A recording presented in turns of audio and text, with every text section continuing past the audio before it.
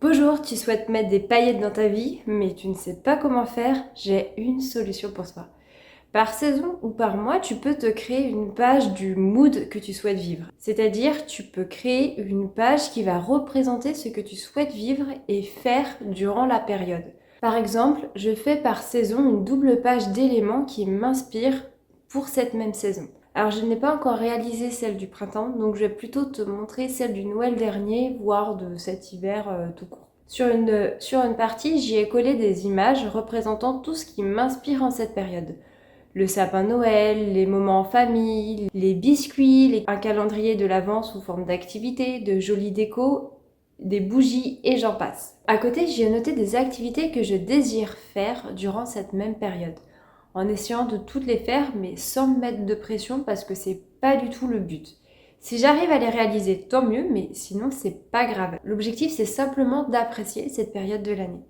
J'ai remarqué que ça me permet de tester de nouvelles choses, de sortir de ma zone de confort et de redécouvrir les saisons sous un nouvel angle.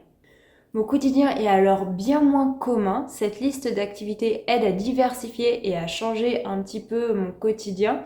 Et cela me donne un sentiment de nouveauté et d'avoir une vie un peu plus riche qui sort de tout ce qui est un peu monotone. Et c'est pour ça que se faire des activités par saison, qui on va plus privilégier dans une saison plus qu'une autre, ça permet d'encore plus apprécier la saison en tant que telle et de tout ce qu'elle a à offrir. Ces activités ne sont pas obligatoirement payantes, ça peut être des choses aussi très simples de la vie quotidienne qui ne coûtent absolument rien.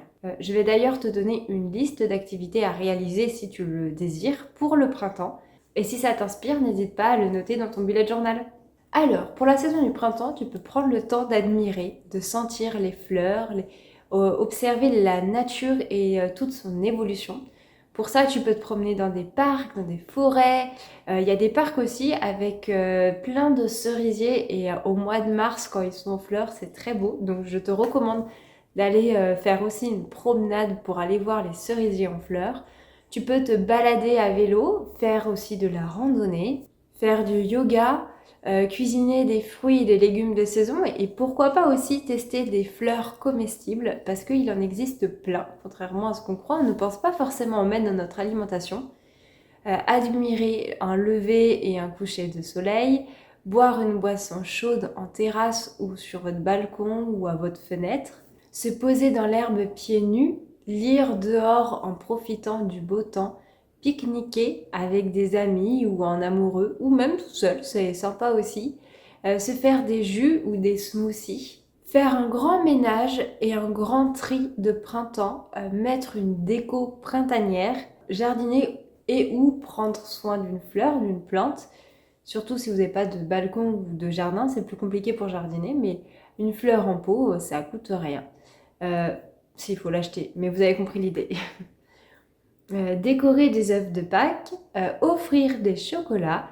Vous pouvez même cuisiner du chocolat, faire fondre du chocolat et mettre dans des petits moules spéciaux où vous allez rajouter des petits éléments, etc. Ça peut être très sympa.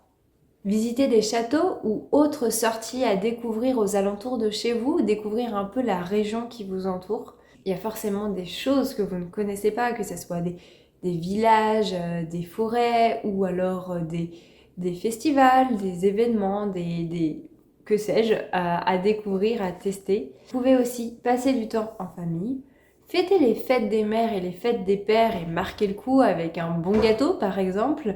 Vous avez remarqué, je suis très gourmande. Assister à un concert pour la fête de la musique, faire un blind test entre amis, dessiner des fleurs ou paysages en pleine nature, observer les nuages, écouter le chant des oiseaux, photographier la nature, regarder la pluie qui tombe par la fenêtre, profiter du printemps du cinéma, s'acheter une nouvelle plante aussi, pourquoi pas. Donc voilà, c'est quelques idées que vous pouvez potentiellement mettre dans votre liste ou pas, si ça vous inspire. J'ai fait exprès d'éviter de mettre trop d'activités payantes.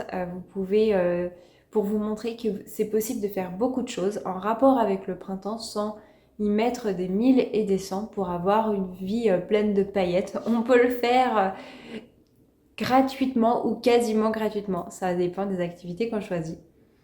Tout n'est pas forcément faisable, mais n'oubliez pas que Si vous désirez faire des activités par saison, c'est dans un objectif d'apprécier la saison et un peu plus son quotidien. Alors, zéro pression, surtout, le but c'est de kiffer. Je vous souhaite de bonnes activités printanières et je vous dis à la semaine prochaine. Salut!